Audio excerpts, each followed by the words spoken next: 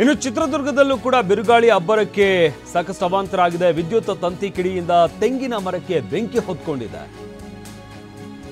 ಚಳ್ಳಕೆರೆಯ ಸೂಜಿ ಮಲ್ಲೇಶ್ವರ ನಗರದಲ್ಲಿ ನಡೆದಿರುವಂತಹ ಘಟನೆ ಇದು. ತ್ಯಾಗರಾಜನಗರದಲ್ಲಿ ಕಾರಿನ ಮೇಲೆ ಮರ ಬಿದ್ದಿದೆ. ಗಮನಿಸ್ತಾ ಇದ್ದೀವಲ್ಲ, ವಿದ್ಯುತ್ ತಂತಿ ತಗಲಿ ಶಾರ್ಟ್ ಸರ್ಕ್ಯೂಟ್ ಆಗಿ ಅಲ್ಲಿ ಕಿಡಿ ಹೊತ್ಕೊಂಡು ತೆಂಗಿನ ಮರವೇ ಹೊತ್ತಿ ಉರಿದಿರುವಂತಹ ದೃಶ್ಯಾವಳಿಗಳನ್ನ ಇಲ್ಲಿ ಗಮನಿಸ್ತಾ ಇದ್ದೀವಿ.